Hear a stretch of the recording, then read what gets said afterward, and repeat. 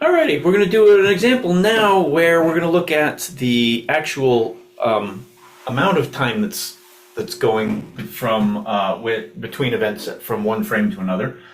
Suppose that, okay, we consider the train traveling, and a little bit later, right? Train's moving this way at speed v. At some little bit later time, it's here. At some later time, it's over here.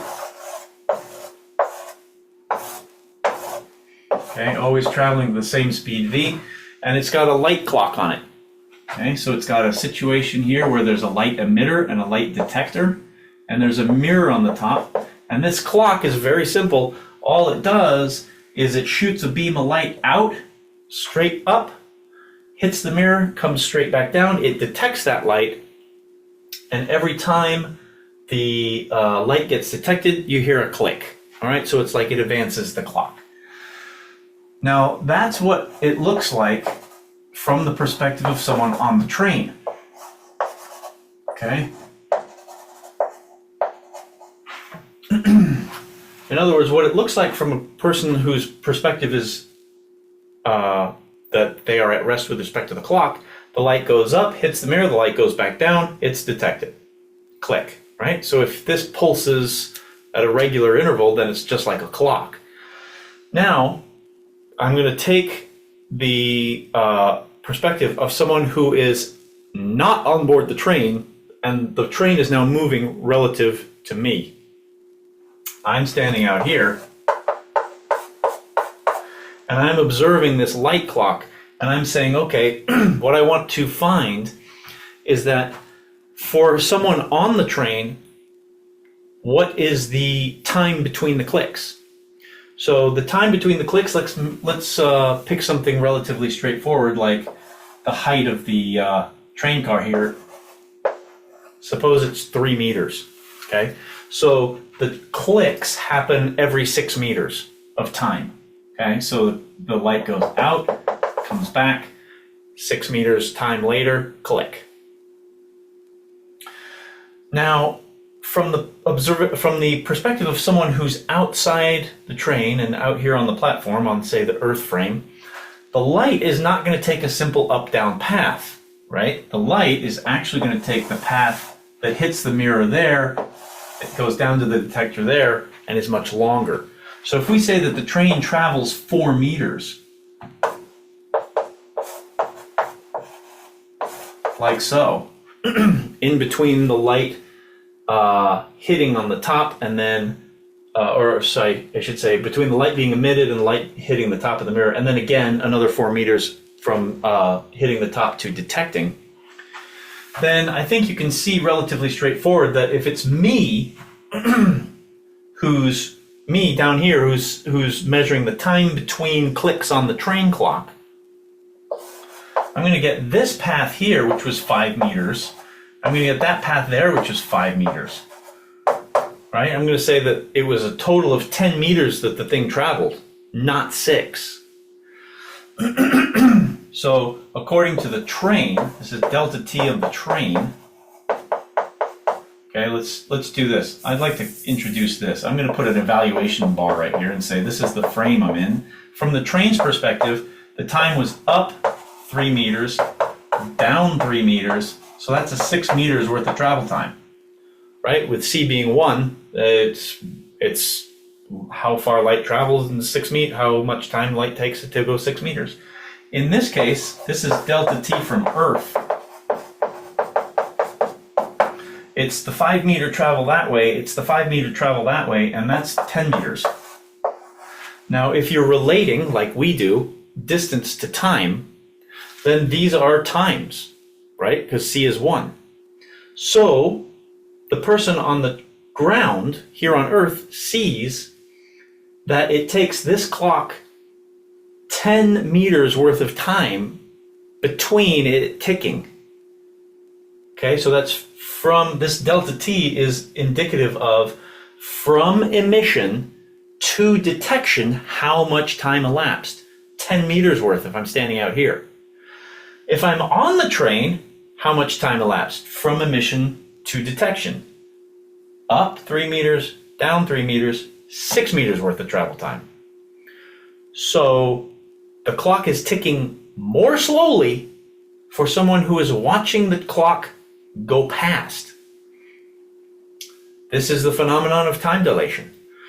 Idea is here that moving clocks are going to run slower.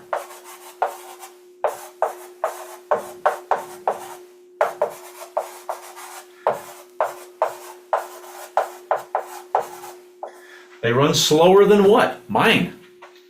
They run slower than my clock. If I take an exact replica of this clock and I put it right next to me here on Earth,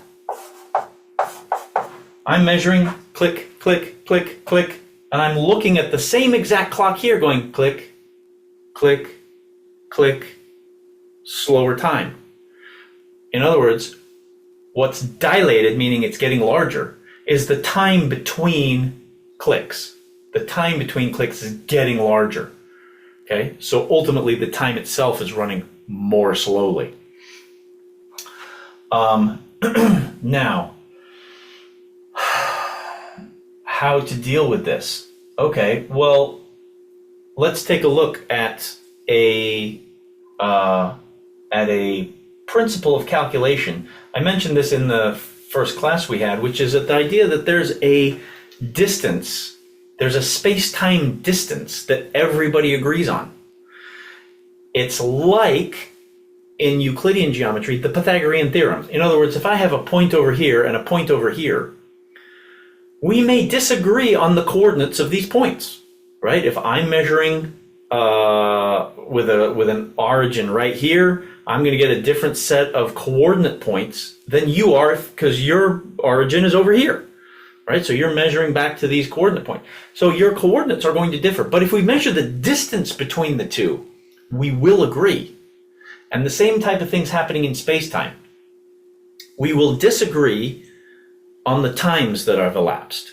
We will disagree on the distances that have elapsed. But we will agree on the interval between those two things. Okay? So how to calculate it?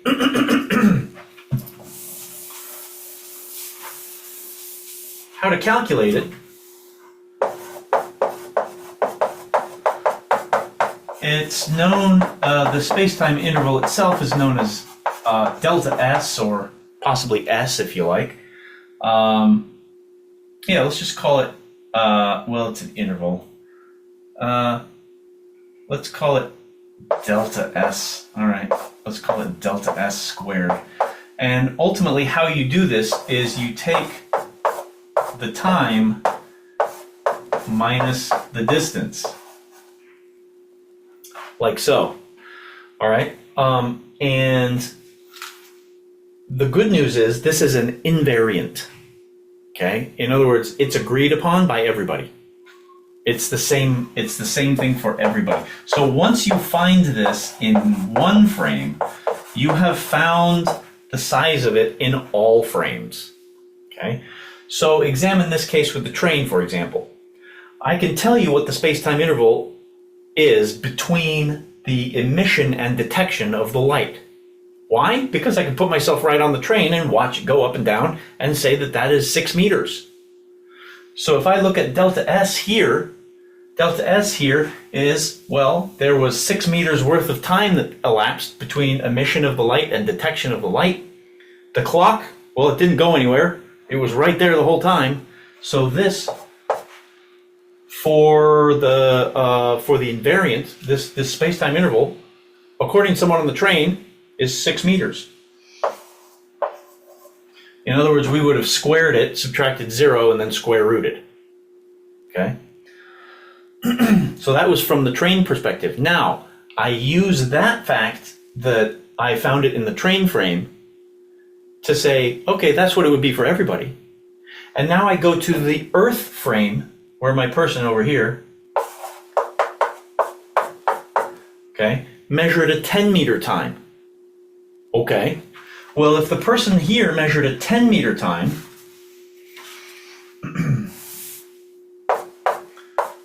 we would have gone 10 squared because we measured 5 that way and 5 that way. This is a 3, 4, 5 triangle, okay? So we measured 5 that way, up here, the hypotenuse, and then 5 back down that way.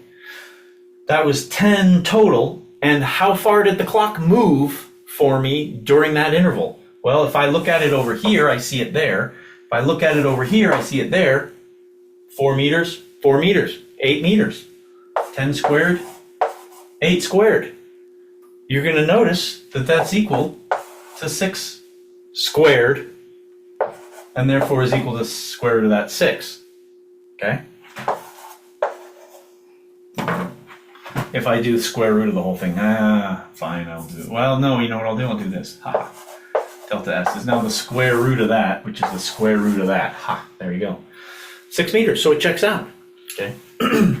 I want to use this now to do an example and show you how to think about the interval and have it be a useful quantity. And I apologize that this video is coming along so late. But hey, better late than never, even though never late is better. Let's take a look at an example.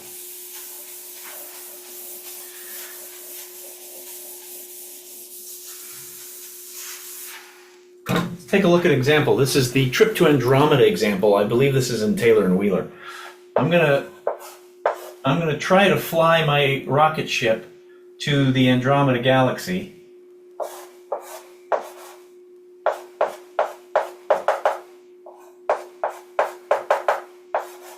Oops.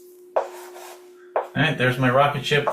I'm moving along at some speed v, and I'm coming from Earth over here, and I want to make it to Andromeda in a reasonable amount of time. So what I'd like to do is calculate what speed I have to go in order to make it there in a reasonable amount of time, like my lifetime. That's a reasonable time. So if I do this, I'm going to say, all right, I know the distance between Earth and Andromeda. That distance is 2 million light years. Okay. The CY is light year, so that's the distance light would travel in a year. This is a distance, that's an x, okay? So this is as measured by someone in the Earth frame. That's a delta x as measured in the Earth frame. Like so. Okay, so suppose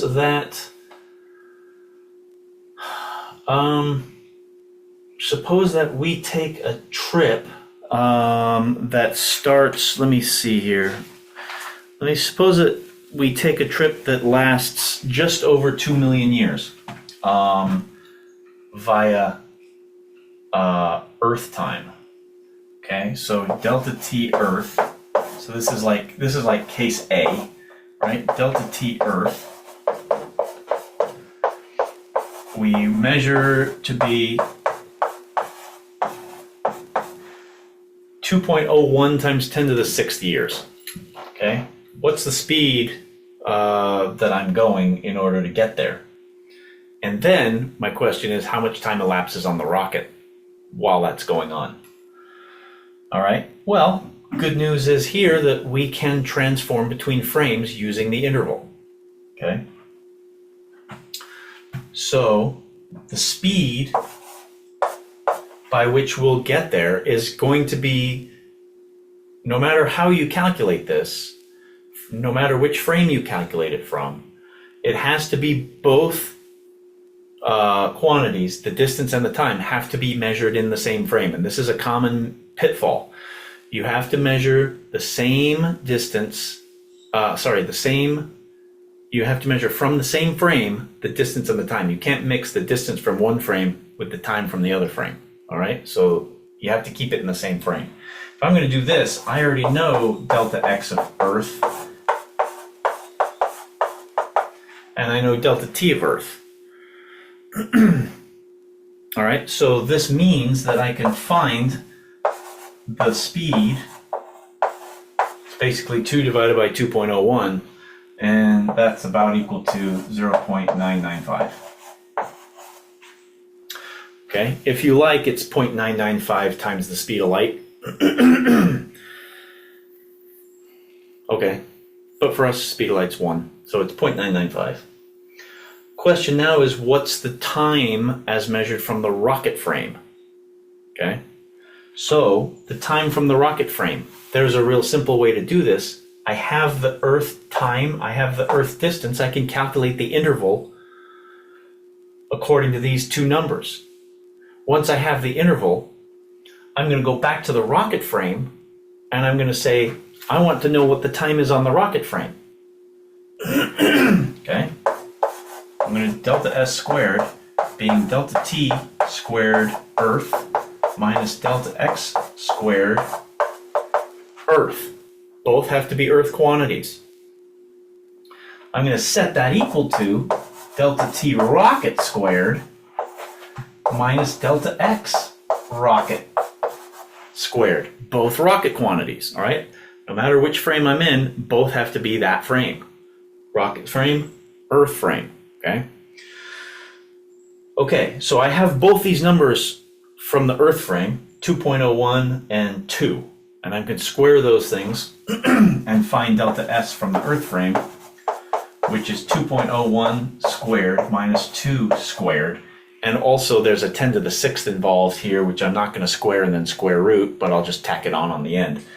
So when I find delta S, the actual interval, what do I come up with? I come up with 0.2 times 10 to the 5. No, sorry, 0.2 times 10 to the 6th, or 2 times 10 to the 5. All right. Now, here's the trick. I look at the rocket frame. Well, I don't know if this is a trick, but it's just the way it works with the interval. If I look at the rocket frame and I want to know how much time elapses on the rocket frame, I'm going to look at my watch. I'm going to be on the rocket the entire time. I'm going to look at my watch. I'm going to look around. Great view. A lot of really dark space out here. Look at my watch again. Oh, still there. Okay. Oh, that looks like that might be a star over there. Watch is still here. La la la. My watch is not moving relative to me. How far is delta X? 0, because the watch is right there the whole time. What has happened? Okay, here's Earth right here. It left. Here comes Andromeda coming up to me. Remember, from the rocket frame, it looks like everything else is moving that way. Okay, but my watch has not moved at all. So when I look at the delta T rocket squared minus delta X rocket squared, delta X rocket squared is 0. I'm on the rocket, rocket's here, clock's here. We are not moving relative to one another. So when I think about that distance, it's going to be 0. Pro tip, whenever that distance is 0, then this is called the proper time. And that is the definition of proper time. It's the time measured by someone for whom that clock has not moved. Okay, notice if I'm on Earth, I just watched the clock move from Earth all the way over here. So that can't be the proper time. That clock was in motion. The clock has to not move if you want the proper time. Therefore, the proper time is 200,000 years. Delta T on the rocket is then 2 times 10 to the 5 years.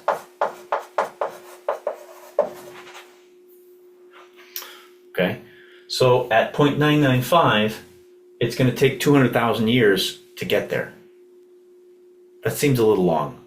Maybe you can try to go a little faster. I'd like to get there in my lifetime. I'm going to employ the exact same calculation. Okay, but now I'm going to go to another situation here. I'm going to say, okay, suppose on Earth, I'm going to choose another amount of time. I'm going to say it's 2.001 now.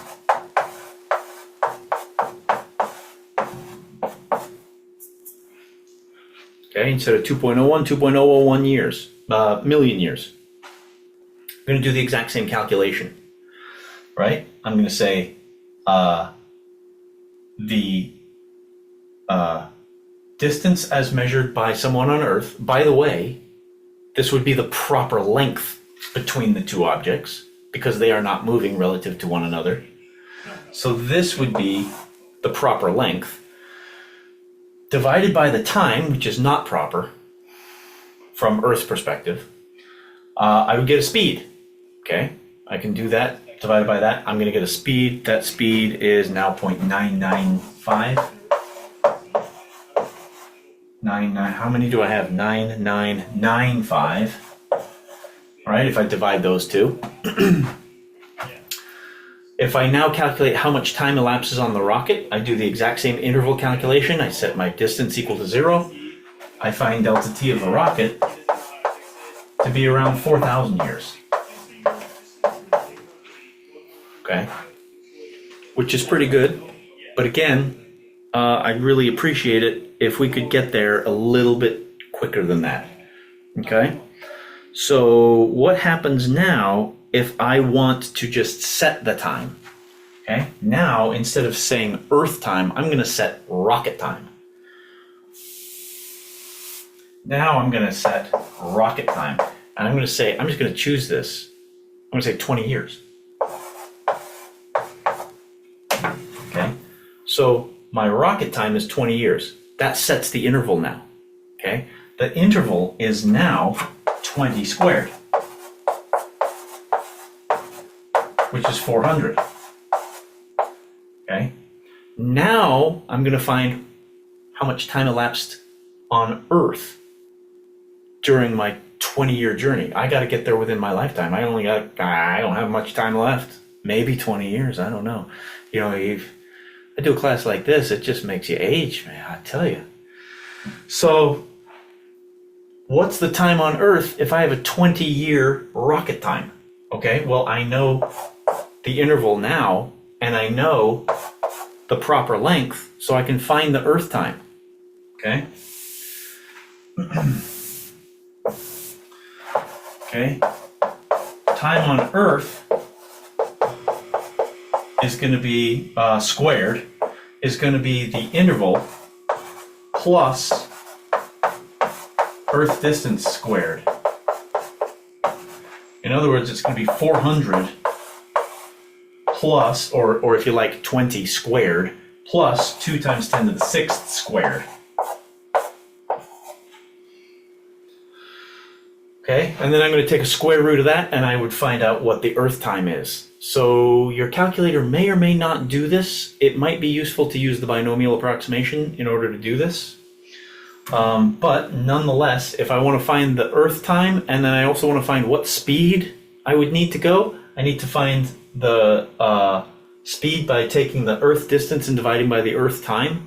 I mean, there's no point in doing it in the rocket frame. The Earth, right? The rocket frame is not measuring any distance traveled. It's measuring, it can measure distance between here and here, so I could find that, but from the Earth frame, we'd wonder how fast are we traveling with respect to Earth. So if you managed this, then it turns out to be it turns out to be 2 point, or I guess I wrote it out. I just wrote out the whole number. It's 2,000,000.0001 years. Yeah. Which is how long, how much time elapsed from Earth's perspective. Right? This is delta T Earth. Is 2,000,001 in 10,000 of a part of a year. So therefore, what's the speed you're going? Well, you might want to use the binomial again, because you're going to do 2 times 10 to the 6th divided by 2.00000001 times 10 to the 6th. So it's almost light speed, right? Because you're going 2 million light years in basically 2 million years. Light travels 2 million light years in 2 million years. You're a little slower than light by not much, though. Turns out that your speed is less than 1 by, like, what does it say? I got 5 times 10 to the minus 11. So 1 part in 100 billion. So light's just taking a little bit long, just a little bit in front of you. Just a little bit in front of you the whole way. It's like the carrot in front of the donkey. All right, so key points to take away from this. The proper time is measured by someone for whom the clock does not move, and therefore the interval is the square of the proper time. All right? The proper length is the length as measured by someone for whom that distance is measured at rest. These things are not moving with respect to Earth because Earth is in the frame and I'm measuring the distance from Earth to this galaxy, assuming they're in the same frame. So I have the proper distance if I'm on the Earth frame here. Okay? The proper time and the proper distance do not happen in the same frame. They can't, really, okay, if you think about it. To calculate the interval, time squared minus distance squared. Now, speaking of the squared, I just want to let you in on this thing here. If the interval is positive, and generally for us it is, that's called a time-like interval. Is that right? I want to make sure I got that right. Yes, that's called a time-like interval. If it's less than 0, right, if I come up with a negative root in the interval, possible, but it's space-like. In other words, that happened close enough, how do I want to say this? It happened far enough away that light couldn't have gotten to me in the time during which it, after it happened. In other words, if I look at a space-time diagram, right, there's like a light cone here, right? There's a light cone. There's a set of events in the light cone which can transmit information to me or affect my my event, right? So if it happens here, well, that's okay because if you think of that speed, right? That speed is up in here, right? That's a finite speed. If there's an event that's happening out here, the light can't get to me quickly enough, right? That light is this is a space-like interval. This is a time-like interval, right? Compared to the origin here, right? That would be a space-like interval because light can't reach me in that small amount of time. Light won't travel that distance. If the space-time interval is exactly 0, then you are a light-like, which means you are on the cone. You are doing what light does. And so we will generally not find the interval to be 0 because we almost never do what light does. But you can try and calculate that interval for 2 events, right? So if an event happens at this set of coordinates and another event happens at this set of coordinates, could one of them have influenced the other through the transmission of light? So if they happen at the same time, apart by 5 kilometers, then the answer is those are space-like, right? In other words, light can't travel from that one to this one in 0 time, so those 2 events have to be independent of one another. If one happened 5 kilometers away, but it happened like a minute ago, sure, light can make it 5 kilometers in 1 minute, no problem, right? So therefore, light / information / influencing of events, that can happen from the first interval to the first event to the second event. All right, so there's a little bit of an example on the interval. Hopefully that helps. I'm getting okay clearness on the screen, so hopefully it's going to show up for you as well in a clear sense. But if not, well, we can go over it when I see you next in class on Friday. That'll be the 20th. Alrighty, well, hopefully you enjoyed that. Stay tuned for the next one.